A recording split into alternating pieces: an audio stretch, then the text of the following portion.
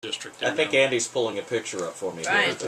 Bear okay, with me. this should be interesting. So, but Keep going. But at least we chatted with Andy Harris, who is largely unaffected with his district. So at least the Eastern Shore is going to be pretty much the same as what it is. The rest of the rest of the state looks like it's going to be a mess. That didn't happen by chance. Andy will tell you we worked a lot of hard hours with the African American delegation and the Fannie Lou Hamer group to make sure that we were working to make sure that Prince George's County was not cut up and moved to the Eastern Shore. They did not want to be part of the Eastern Shore. They're an 85% minority group. They're represented by 4 white men in Congress, and they want to be able to have a black representation, and so they fought very hard to make sure, and that helped the Eastern Shore because we don't have now part of the 1st District going across the bridge into Anne Arundel County up into Bowie and bringing part of Prince George's population here to make the Harris-Cradaville race more competitive. Instead, they destroyed any aspect of the 6th District being a cohesive rural unit and brought parts of Montgomery County, saying that has more in common with Garrett County than does Frederick. Yeah, it's kind of I don't have flash. I can't bring it up on this. It's kind of an interesting little coalition that, or maybe not coalition, but it's interesting. Two very diverse groups that are kind of coming together to challenge the redistricting. So it's kind of interesting to see how these things play out politically sometimes. Sun Tzu said, "The enemy of my enemy is my friend." Yes. That's right.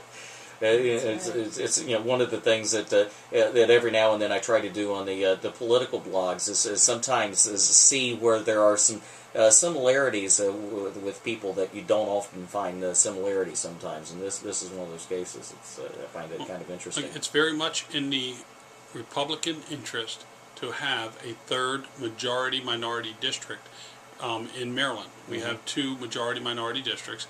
And since Baltimore City has lost population, you want to create another one that should be in Montgomery County. Now, what's interesting is the Democrats are standing up and saying nothing requires that we put Hispanics, the minority, with blacks, a minority, and create a disparate, non-unified majority-minority district. That if it was all blacks or all Hispanics, yes, that would be required. Well, certainly no conservative would ever stand up and make that argument because they'd be chastised for it. Yet the Democratic powers that be in the party are saying, wait 10 years and we'll give you what the Constitution promises you, to the Black Caucus and to the Mary Lou Hamer group and to the Hispanics in Prince George's County. And to his credit, Reverend Burns stood up on the floor and said, I'm conflicted. I want to see another majority-minority district, but President Obama needs help in Congress, so we have to send another Democrat to Congress. So I'm going to agree, don't give us what we're entitled to and what we should, give us what we need in Congress, which is exactly the opposite of what you're supposed to do in redistricting. Yeah, and I found it fascinating that he actually used the word political, that he was going to go with the political option, because they're not supposed to play politics with this map. They're not supposed to. This is supposed to be good government, and even for Reverend Burns to say that, I mean, it was honest, and I'll respect him for that, but I was a little taken aback that he would be quite so honest. And I stood up and thanked him for his honesty and said, seldom is truth spoken on this floor, and it's good to hear the Reverend, speak the truth. I mean, I guess I just, and it's probably the libertarian in me talking, that when it comes to districting, that I don't even know why you would have racial considerations or political considerations or party considerations when it comes to drawing lines. You just draw lines along natural boundaries.